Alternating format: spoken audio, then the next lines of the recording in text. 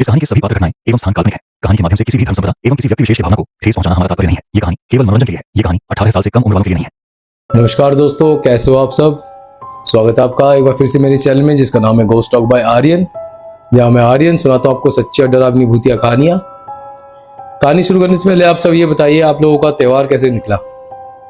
I hope सबका त्यौहार बहुत अच्छे से गया होगा, पर सबके साथ ऐसे नहीं होता।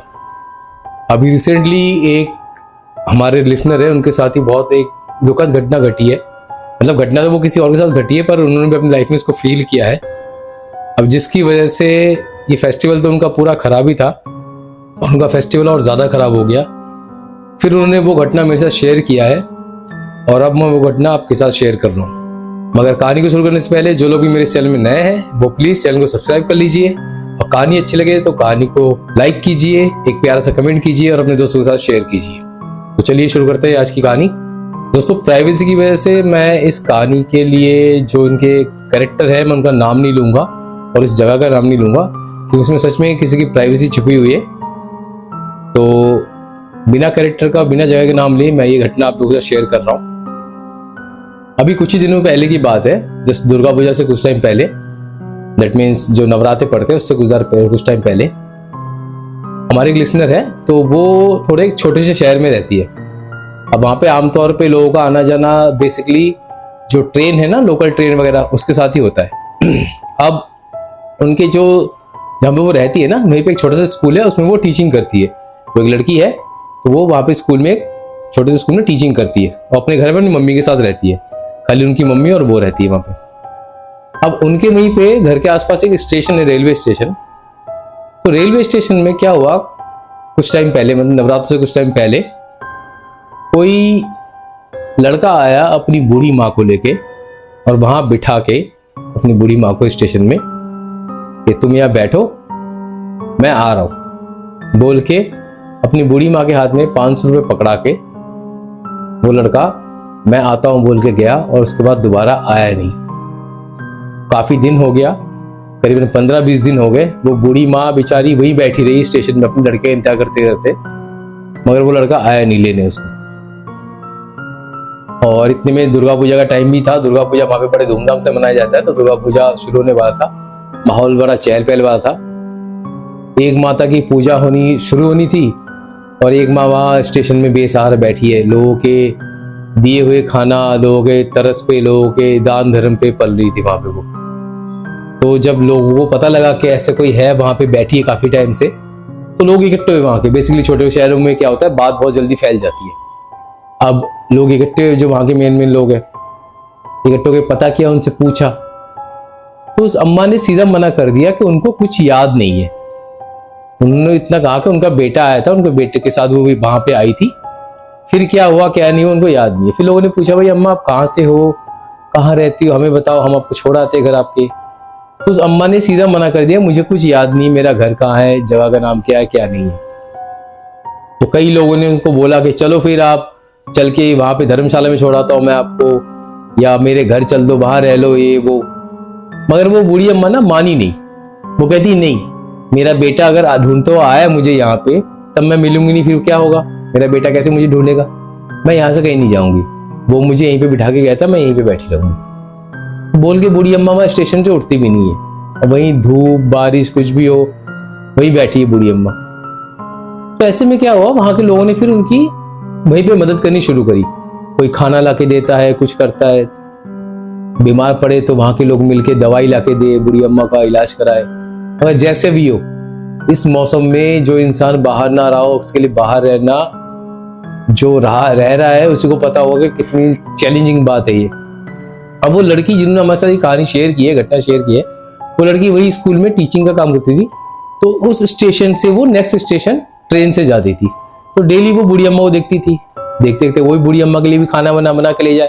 घर में उसकी अपनी मम्मी भी है, तो उसको ही वही अपनी माँ के लिए ममता जैसे होती है, वैसे ही बूढ़ी अम्मा के लिए भी आने लग गई बेसहारा देख के। उसको भी पता लगा क्या हुआ क्या नहीं हुआ। तो वो लड़की डेली उस बूढ़ी अम्मा के लिए खाना बना के लाए, उनको खाना खिला के जाए, काम पे आते टाइम फिर उनसे बात करके आए, उनकी तबीयत चेक करे, तबीयत खराब हो तो दवाई वगैरह दिलवाए। इससे वो लड़की ना काफी क्लोज हो गई बूढ़ी अम्मा की। अब होते होते क्या हुआ, दुर्गा पूजा स्टार्ट ही होने वाला था। तो स्टार्टिंग में क्या हुआ, वो जो लड़की थी उसके घर में जिसकी मम्मी थी, उसकी मम्मी की डेथ हो गई घर में। अब जब घर में उसकी मम्मी की डेथ हो गई तो 1-2 दिन वो उस रास्ते से गुजरी नहीं, मगर 2-3 दिन में वो थोड़ी नॉर्मल हुई। जब उसको याद आ गया वो बूढ़ी अम्मा स्टेशन में है, बैठी है, लोग मदद करते हैं, मगर मैं भी जाती हूँ तो मैं जाती हूँ।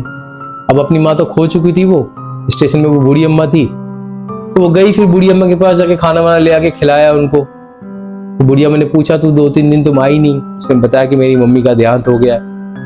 अब ऐसे में बूढ़ी अम्मा ने काफी उसको प्यार वगैरह किया। उन्होंने बताया कि तू बहुत अच्छी लड़की है, अपनी माँ का इतना ध्यान रखती थी, मेरा भी इतना ध्यान रख रही है, भगवान करे तेरे को अच्छा संसार मिले, सुखी रहे, फलाना फलाना जो भी है। देन ऐसे कुछ दिन और बीते। अब बीतते बीतते एक दिन ना सुबह वो लड़की आई, जब अपने स्कूल जा रही थी पढ़ाने के लिए, तो वो देखती है वहां पे ना जहाँ बुढ़िया में बैठती है वहां पे बहुत ज्यादा भीड़ लगी हुई है। अब भीड़ देख के वो भी घबरा के गई। तो जाके देखती है वो बूढ़ी अम्मा वहां पे पेड़ के नीचे बैठती थी स्टेशन में, उस पेड़ के नीचे वो मरी पड़ी है। मतलब खुले मौसम में रह रही थी वहां पे।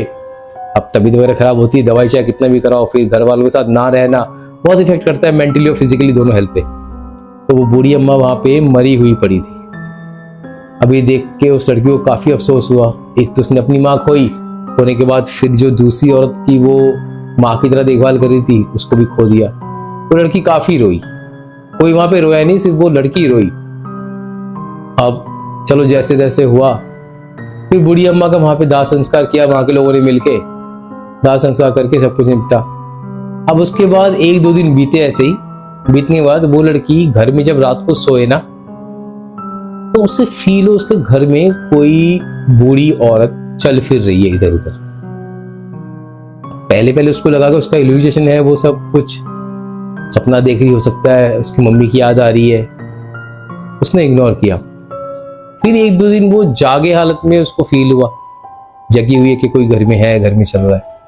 उसको लगा उसकी मम्मी की डेथ हुई तो उसकी मम्मी आई होगी। देन उसने ट्राई किया, उसने पूछा, तो जब जाती है तो कोई नहीं दिखता उसको, पर फील होता है कि आसपास कोई चल रहा है। ऐसे 3-4-5 दिन हो गए, दुर्गा पूजा बीत गया, दशहरा बीत गया। दशहरे के बाद की बात है। फिर वो लड़की एक दिन सोती है रात को, तो सोते हुए बिल्कुल फील करती है कि उसके कमरे में कोई चल रहा है, कोई घूम फिर रहा है। अब इतने में वो लड़की ना जगती है। जग के फिर वो लड़की सीधा आवाज देती है उस बूढ़ी अम्मा को कि अम्मा आप हो ना, मेरी मम्मी तो नहीं है, मैं बहुत उनसे फील कर रही हूँ, मगर कोई और है, अम्मा आप हो ना। फिर वो बूढ़ी अम्मा सच में सामने आती है इसके। अब वो देखती है वो बूढ़ी अम्मा बड़ी ना थोड़ी भयानक सी रूप में, जैसे बीमारी में मरी थी ना बेचारी, तो वैसे रूप में थी। फिर ये डरती है।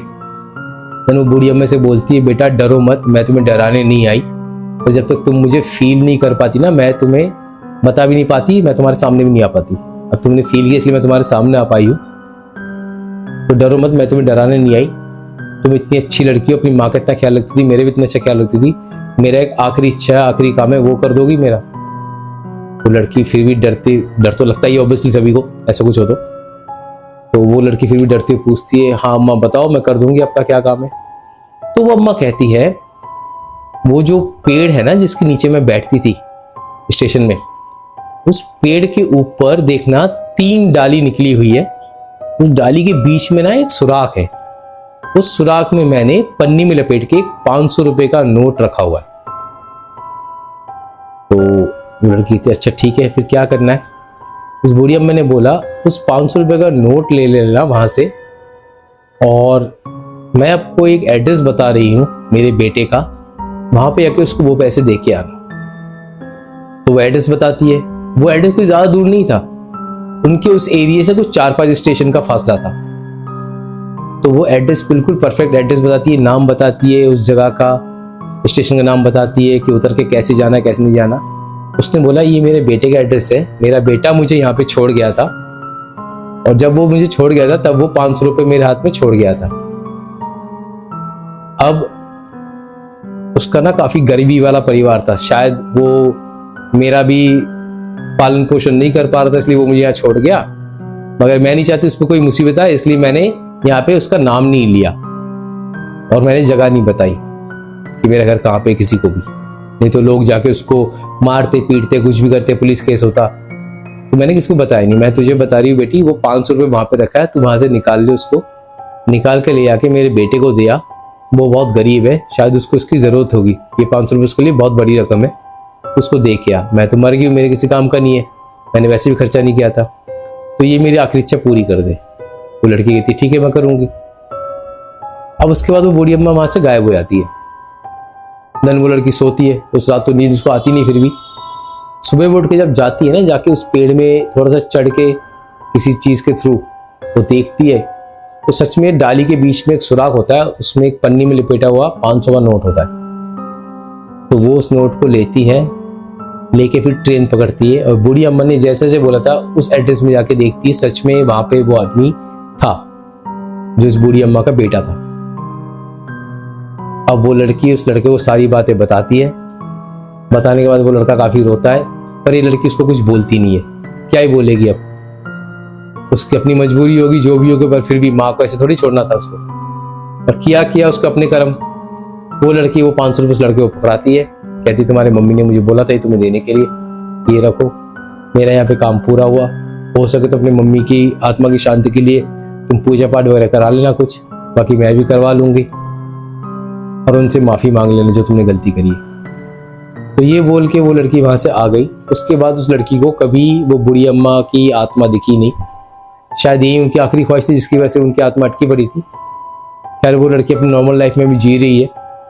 फेस्टिवल तो खैर क्या ही मनाएगी, उसकी अपनी मम्मी गई, एक दूसरी माँ टाइप की जो मिली वो भी गई इसी फेस्टिवल में। तो ये घटना उन्होंने हमारे साथ शेयर किया था, जो मैंने आपके साथ शेयर किया है।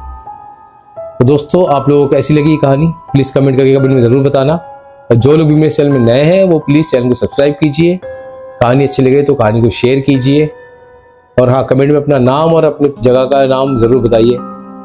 मैं आर्यन जल्दी मिलता हूँ आपसे एक नई और सच्ची डरावनी कहानी के साथ, तब तक के लिए धन्यवाद।